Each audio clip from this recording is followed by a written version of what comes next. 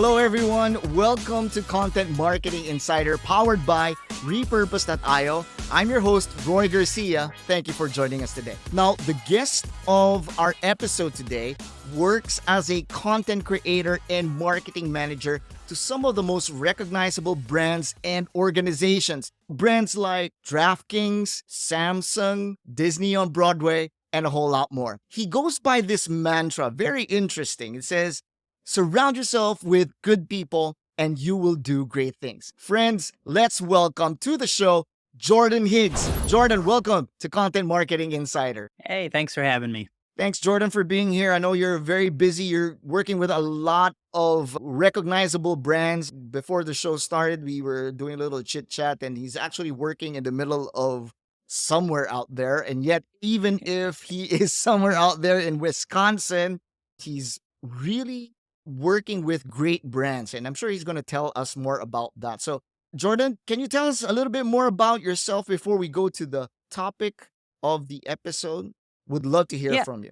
For sure. Yeah. So like you said, I'm a content creator as well as a marketing manager. I think everybody nowadays loves to have their side hustle, whether it be probably their passion or out of necessity due to economic times sometimes. But my creativity and love for content really just pushed me outside of the 9 to 5 to start my own business and start reaching out to brands and different people and eventually just getting referred to other organizations and other people and just opened up a ton of new doors for me. So I've been, like you said, been able to work with a lot of great brands, just really across the spectrum of all different things. And 5-10 years ago, when I was sitting around working my first job out of college, I never thought I'd be working with these large companies creating content and helping them with large strategic projects. And it just shows, put your head down and keep working at it. You can make it actually happen. You'll look up and be like, wow, I've not made it, but I've come a long way. Well, I think that's a good point. You didn't just wait for opportunities to come to you. You actually made the opportunities for yourself. And now you're working with some of the best and biggest brands in the world. And very humbling to say, for you to say that I'm not there yet, but judging from your long list of achievements, man, I think you're better off than most of us. The topic for this episode is reaching your goals with automation, artificial intelligence or AI, and actual legwork. Very interesting because it's like two things that are more or less related with technology and one with, well, good old fashioned sweat and grit. Yeah. So we're going to talk about that today.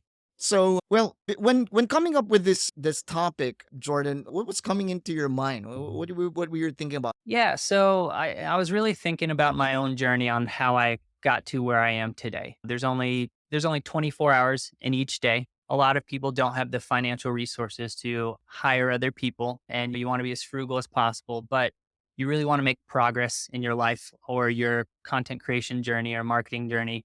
And there was a point in time where you realize that like, hey, like I need help. And whether sometimes people are too expensive. So like finding those different tools, and I'd like to say I'm in the golden age of AI right now and just everything new coming out and automation, finally taking those small steps and making an investment. So I have this silly rule of I value my time at $20 an hour, which is kind of low, but if there's anything that can save me that time, it's worth the cost almost to me. So $20 is a Grubhub meal.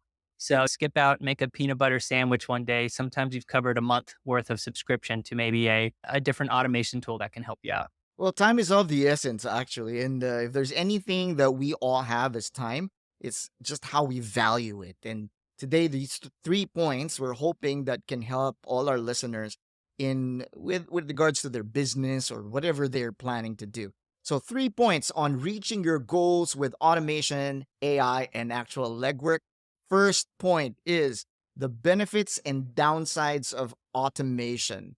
We've heard that term automation. Maybe a lot of people are not really familiar with that. So maybe can you tell us a little bit more? What is automation and what are the benefits and downsides of it anyway? Yeah. So automation in general, it essentially being able to produce a task, maybe just for the first time on your own, but being able to in my sense, repeat it without having to do that action again. So whether it be through software is usually the best way. A lot of people back in the day had mouse macros that move your mouse across the screen to do certain actions. It's a little bit more sophisticated with APIs and stuff these days. But so yeah, anything that you can do to save you time that's a repeatable action. So you guys are very familiar with, and a lot of people are, hey, like, can I post to one social media platform? And can that be posted to all the other different platforms? After managing all these different social accounts for different organizations and posting content, even for my own personal ones, it adds up. I think there's 17 or 18 different just social media platforms that I was on.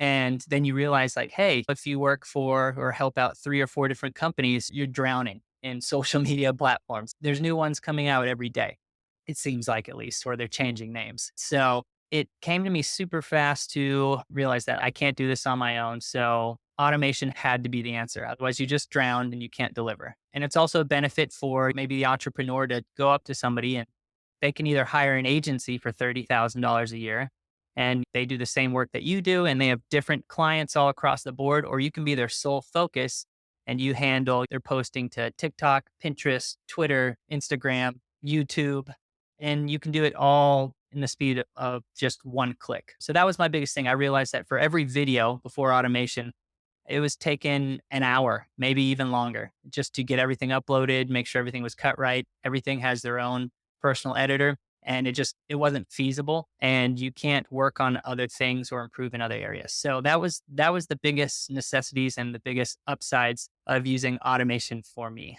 Now to shift over to the downsides of automation, nothing's perfect in the world of marketing. No tool is perfect. That goes from the best tools that you've been using for years to brand new ones. So automation, it's not at fault of the companies that help you do these automations. It's because the goalposts are changing. So let's just say you do have something that you post on TikTok and it goes to other platforms.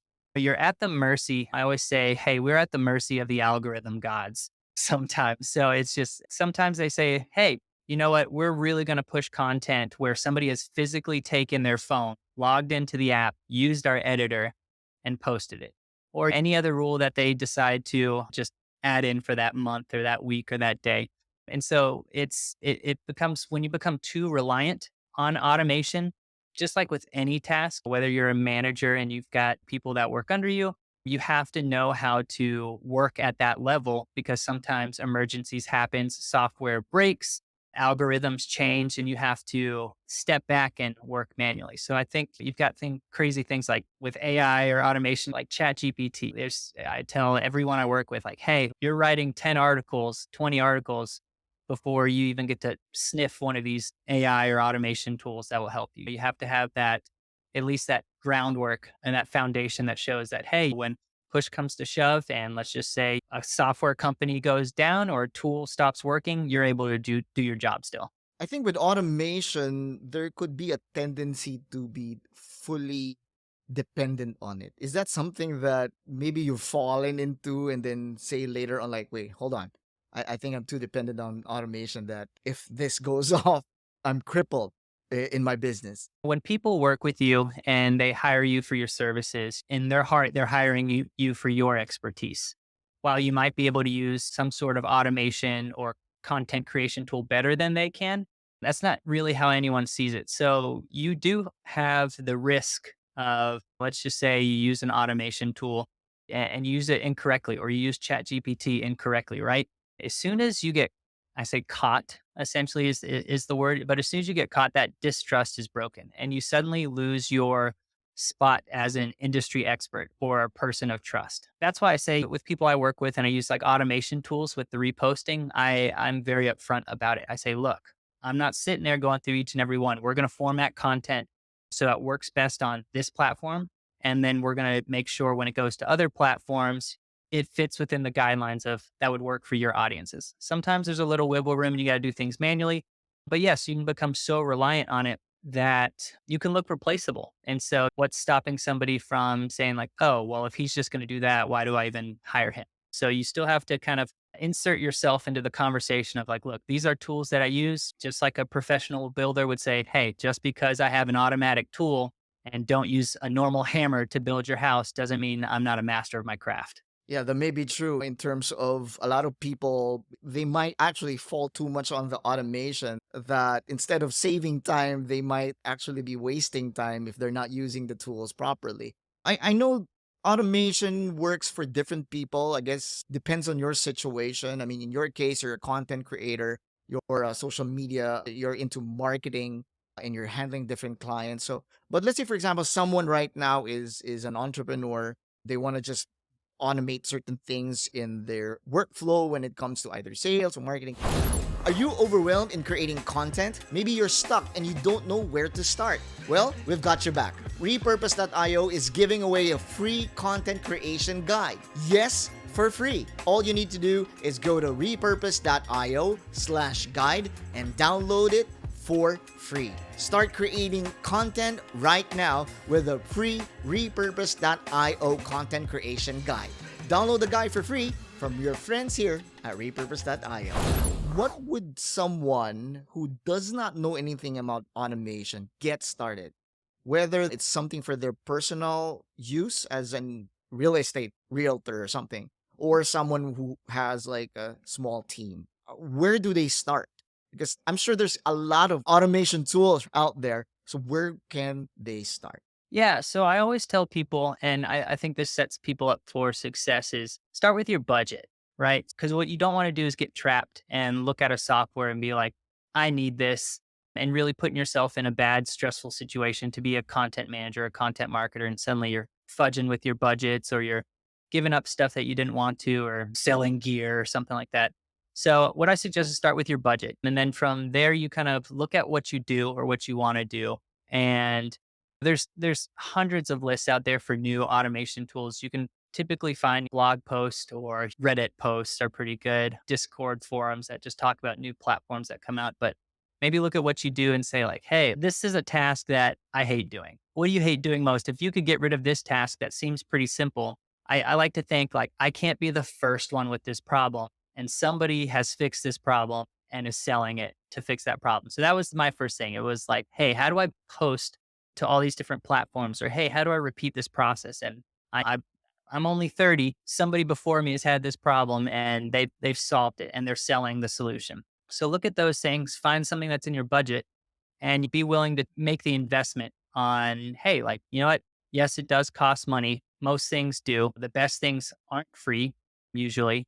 So just kind of setting yourself up with the mindset of like, hey, I'm investing in myself when I buy these things. I'm not wasting money. So for those who are listening to this episode and are looking to starting on automation, I think the first thing you need to consider is to count the cost figuratively and well, the actual cost of the system, and also what are the things that you might also lose in your life or in your business. So you want to start with there. And I like what you mentioned. Like, what is the one thing that you hate doing? So is it posting on social media or something like that? Then try to find the automation tool. And yes, you can actually research that. You can go to Google, you can go to YouTube. It's not really hard to find. And it's just a matter of finding the right tool that will answer the task that you want done for you. So that's for point number one, the benefits and downsides of automation. There's always a good thing about it, and there's also a bad thing about it. So make sure you weigh things, right? There's always a balance to that. Number two, second point. I love this. This is one of those things that we talk about. We've been talking about it since October, December of last year. AI, artificial intelligence. So number two is how to use AI effectively. I think that's the root word or that's the key word there. That's so important. Effectively. So, Jordan, how does one use AI effectively? Yeah, and AI is such a trippy thing. Like I said, we're kind of in like the golden age. I think with the tools that have come out, it's been one of the first. There's only a few times where my jaws dropped and been like, "Oh my goodness, this is crazy new technology." I think the last time was like when VR headsets came out, the really nice ones, and you could walk around and be like, "Oh my goodness." So using it effectively. So let's just take like Chat GPT for example, right? So it came out and they just released it to the world. And they just said like, "Hey guys, have at it. We don't know how to figure this out or what the rules should be. we're going to let you guys be guinea pigs. We will burn through money and we'll sort that out later. So it went out to everybody and it's been several months on now. And you're seeing jobs pop up that are called like prompt engineer, right? So whether you believe that's a real job or it's not, or whether it'll exist in a year, the main thing is that there have been people who had determined that their skill set is to like, hey, this tool that you can plainly to or text plainly to, I consider myself an engineer and I can use this effectively to get you the exact results you want in the quickest way. So, for example, a normal person might say, I want to write an article about content marketing. Well, a prompt engineer would be like, hey, I'm a marketing manager. My audience is this. I want to write on this topic. I've had past experience with this, and this. And they really go in depth. And I like to say, hey, talk to artificial intelligence in these situations like you would somebody who was an assistant to you and they are new to the company and you just want to explain it to them once. These tools, they're not human. They're smart, but they're not human. So they only retain so much context. So what you really want to do is get it right the first time. And so that's using it effectively because you can waste 30, 35, 40 minutes really just trying to hone in on like, let me get this thing to do it in the right way when you could have just probably wrote the whole article by yourself in that time. So that's a big part of using it effectively. The other part is learning the tools. So with AI, so like content creation or image creation, there's a software called Stable Diffusion that essentially uses different models and you can type in text and it'll create images as well. Same kind of deal. Let's just say, and putting aside how everyone feels about training on AI models and the legality of all that, let's just say somebody says like, hey, I need a movie poster. Can you do this for me? You got to learn the tools. So you have to learn the tools to be able to use them effectively. Just at a very, maybe just a little bit below surface level on how they actually work and why they work. So just taking them a little bit more at face value and learning how to do it, why they do it, that's going to help you use it effectively. You'll find different tools that work for different jobs and saving time, right? AI automation, it's all about saving time, making the most of your day. So the more you use it, the more you do learn. You'll figure that out very quickly. Are you tired of constantly churning out new content?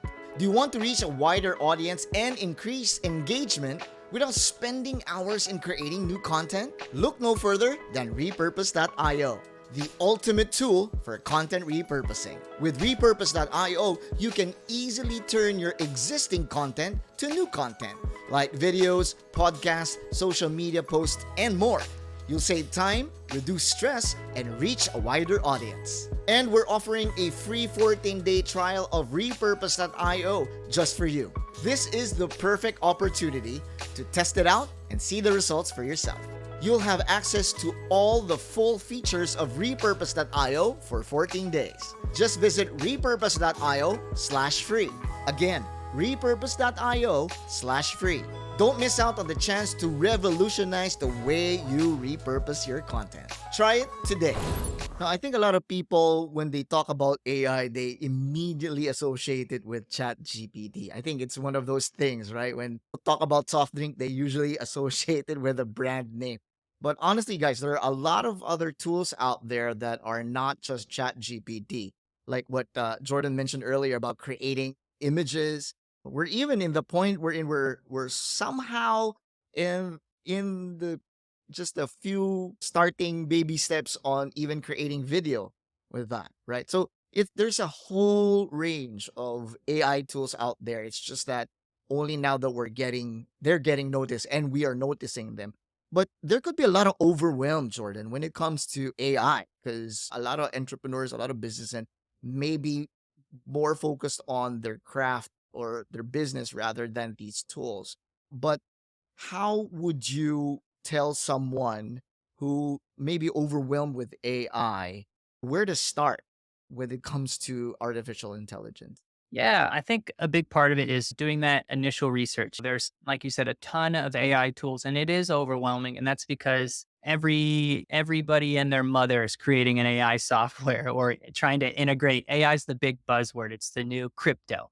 So they're trying to bring it into their software. So it's really hard to say like, hey, like what is this AI? Is this going to be helpful to me? And it may not be, right? So like, let's just say somebody uses Photoshop. You're a photographer. And Photoshop now has AI. Well, maybe you've just used Photoshop to color correct things, and the AI uses you need for it are as simple as hitting like auto and it color corrects it fine.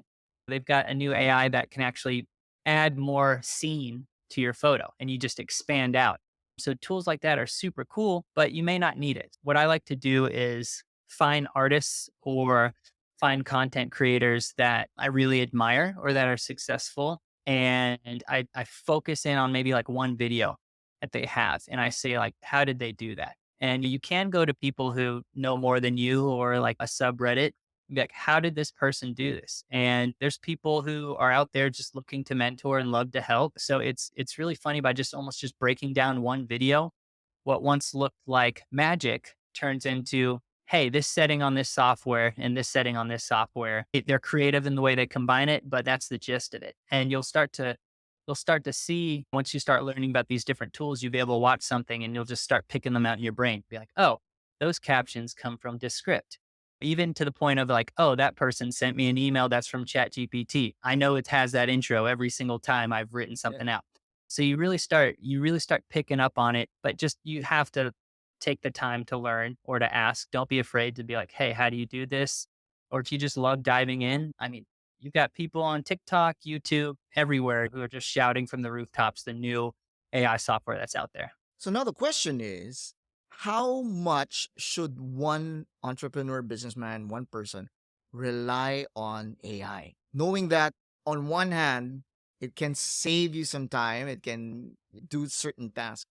But on the other hand, there may be a bane to it as well. So how should one rely on AI? Yeah, the truthful answer is do what works for you and your clients. I can't go up to somebody and who's maybe just been typing a few prompts into a software and creating images, putting them on Instagram and selling prints for $600 a pop. As an artist, like a little bit bothers me, but at the same time, as an entrepreneur, I say, don't change a thing. You're doing what works for you, right? You want to find that balance of like finding like, hey, morally, do you feel like you're doing the right thing? Do you feel like you're not taking advantage of people? And are you being as productive with your time and being able to keep your passions alive? And if you're doing right by your clients too. So as long as you find those things that essentially let you live with yourself while you do it, I think that's a good first step, and then just kind of improving on that. And if you think you're reaching a line where maybe like, hey, like I want to add more automation to it, there's AI that can reproduce people's voices, right? So maybe you have a client that's having trouble, put out a bunch of audio for you to put on social media. You say, hey, we have 200 clips of you already. We've got the scripts. Do you care if I load this up into a $5 a month software? I think it's like 11 Labs is what it's called. Yeah. And do you mind if we load that up and recreate your voice? And I've got the scripts, and I can every once in a while we create, and it's pretty darn close to the real thing. We recreate you talking and you speaking your message and posting on social media. And they might be like, oh, what the heck? Like, I hate that. That's not me. That's creepy. That's weird. Or on the other hand, they might just be like, thank God. Like, this is, yes, yeah, it's so hard for me to go into a studio setup. I'd really appreciate that. And that gives you a chance too. Be like, oh, hey, do you mind adding an extra $50 to your monthly fee to me? So what you've done is take your $5 a month service, netted $45 off of it, helping somebody ease their life a little bit and making your job easier by not having to stitch all these things together. So it can be beneficial. It could go the other way too. They could be like, no, I don't want to do that. Why would you do that? Please don't steal my identity. There's those things as well. So I guess it's a matter of transparency as well. So you can have AI as a tool. Guys, remember, it's a tool. So it depends on who's going to be using the tool, if it's going to be used properly or used shadily, so to speak, right? So Unethically, yeah. The AI ethics is such a massive thing right now that, like I said, it's all so new. Ideally, I'd like to stop short of Terminator on all of it, and hopefully everything goes just fine. so that's number two, how to use your AI effectively. I think that's the key word there, is the word effectively, because it depends on who's using the artificial intelligence. The thing about artificial intelligence is it is related to this old saying, garbage in, garbage out. So if we feed it with garbage, if we use it irresponsibly, then it's going to bite us back. So you want to make sure that you use it effectively. How do you do that? Well, that's when you have to do your research. And of course, what are the lines that you don't want to cross when you're going to be using AI?